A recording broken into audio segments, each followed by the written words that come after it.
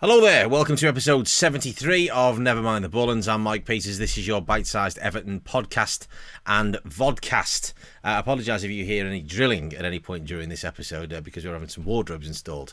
3 stories up, so it'll be a blinking loud drill, but you might hear it. But anyway, on that topic of drilling, let's drill into Everton versus Tottenham. Goalless draw. I mean, there was quite a lot actually that happened in the game, even though that sort of the two sides to a degree cancelled each other out.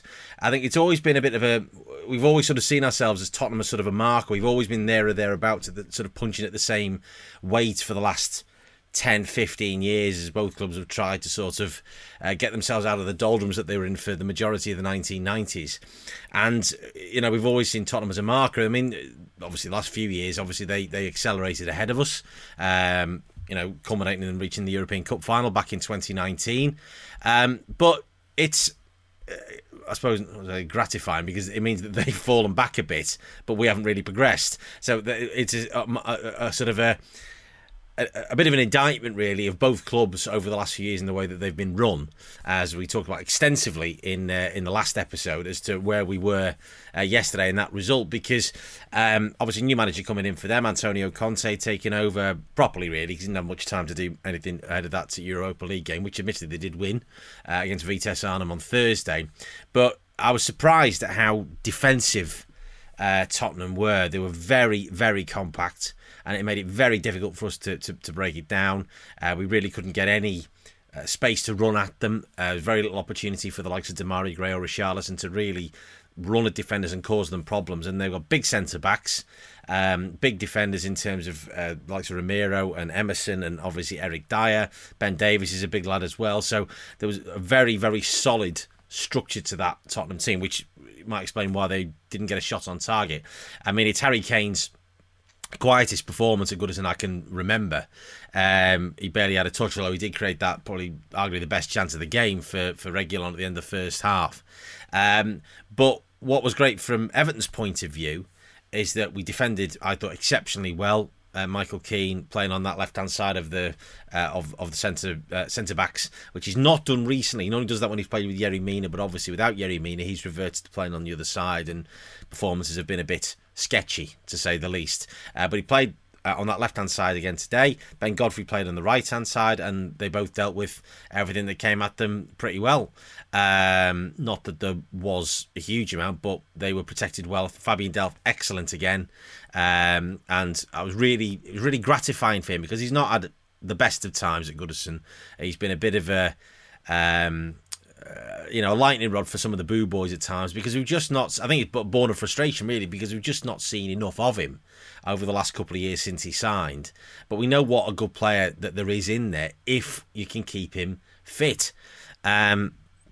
Obviously came on against Wolves on Monday and was the man of the match, and rightly so. And I mentioned in the last episode, and the same again, it's about leadership. It's leading by example. It's him talking to other players.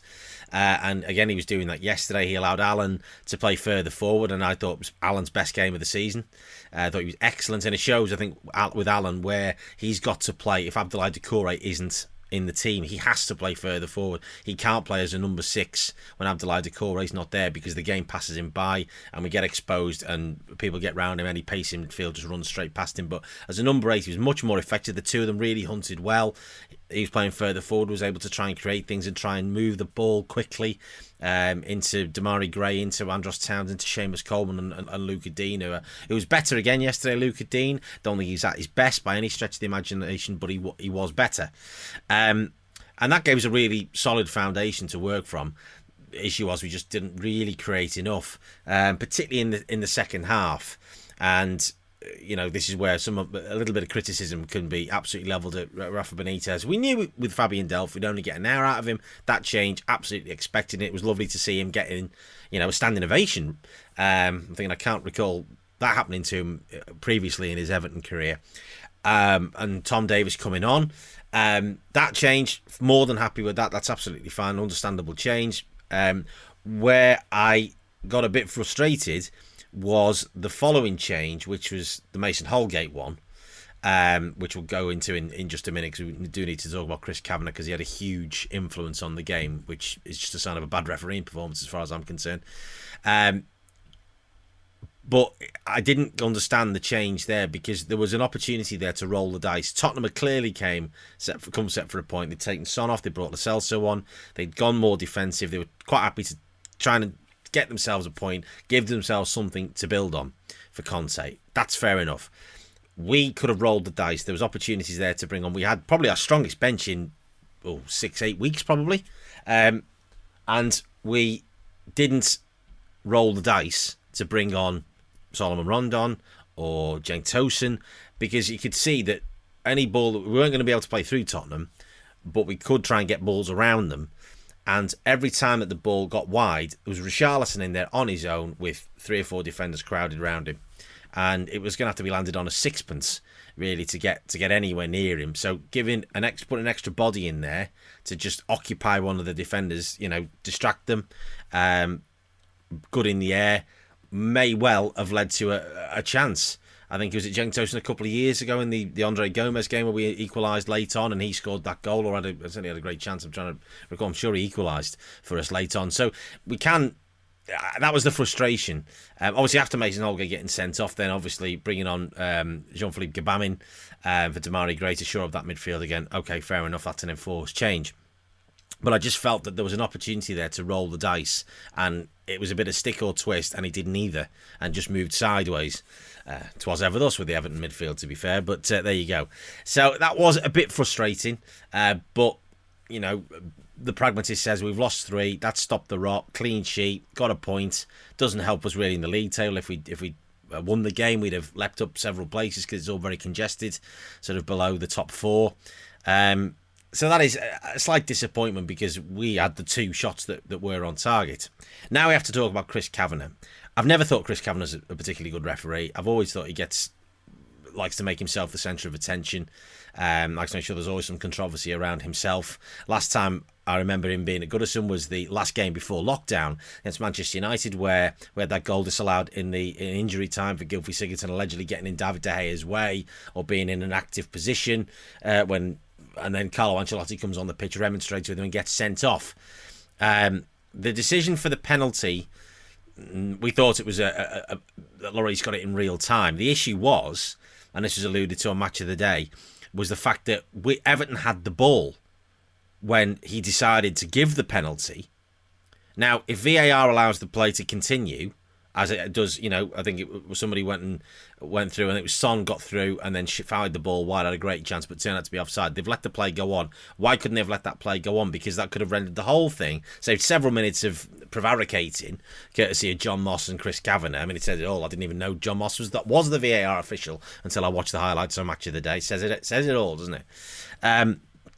And to overturn that decision, okay, we thought, right, but having seen some replays since, obviously very zoomed in, it looks like that actually, Lloris gets a slight touch on the ball, but takes the man. Fast yourself forward to Mason Holgate's challenge, which I thought was a poor one.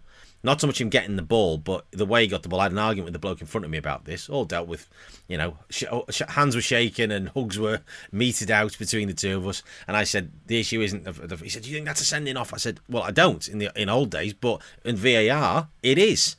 And it's the follow-through. If Mason Holgate had gone through the ball and caught and got lower on Pierre-Emile Højbjerg, he might not have been sent off. But the way he went up and went with intensity, it was absolutely a red card in this day and age. The fact that he wins the ball, catches the guy with the follow through, is sent off. Lloris wins the ball but takes the man, not a penalty. There's the conundrum there to wrestle with, because if one is, when effectively the same thing is done but on same thing has happened but on a different part of the pitch, one is not the gravest sanction is a red card and obviously a free kick as well. Why isn't the one at the other end for us a penalty? That's the thing. I thought Chris Cavanagh's performance overall was very poor. Very, very pernickety in the first half. The game did not flow at all, which kind of suited us. But he just gave far too many little free kicks. Couldn't work out where his level was in terms of what he was letting go and what he wasn't letting go in terms of his yellow cards. The Richarlison booking I couldn't fathom at the time. I have now seen it again, and obviously I think it's Emerson, who was a particularly naughty individual for the entirety of the game, as was Romero. Yeah, okay, but the issue is then we had the ball. Why couldn't they have let the penalty? Why couldn't they have let that played out? I just can't understand that, because he has a great chance to score and actually render the whole penalty issue a moot point, really. But he doesn't, and that's immensely disappointing. That he's managed to make himself the centre of it yet again. And hopefully that we will not see him at Goodison for quite some time, because he seems to cause issues whenever he's there. Next up for us, of course, an international break. So a break for never mind the Bullens as well. Man City, of course, away. I was thinking yesterday, because our next home game is actually against Liverpool. So it's now that's our only home game in the entirety of November. And then we have Liverpool and Arsenal, of course, in the space of 5 days. And I realised that actually we haven't seen Everton score a goal at home in a derby with our own eyes for the entirety of Jurgen Klopp's tenure at Liverpool. Because the last goal that we scored was in 2015, and I'm sure it was Romelu Lukaku or Stephen Naismith, whichever one of them it was, and we was a 1-1 draw. I think Danny Ings scored the Liverpool goal. That was the day that Brendan Rodgers got sacked. That I can remember vividly, October of 2015. So there you go. May we see that the next time Everton play Liverpool at Goodison Park. Finally a goal, and who knows what might come. In the meantime, if you want to get in touch, at NMTB Pod is the Twitter account, of course, or at DJ Mike Peters, as you can see there. No, hang on. There. On the screen as I point frantically at it. There, that's it. Pointing the wrong side. nmtvpod@gmail.com. On the email, you can leave me a voice message if you just click the description on the podcast and send me a voice note there. This has been a top content production, and until the next time, come on you Blues.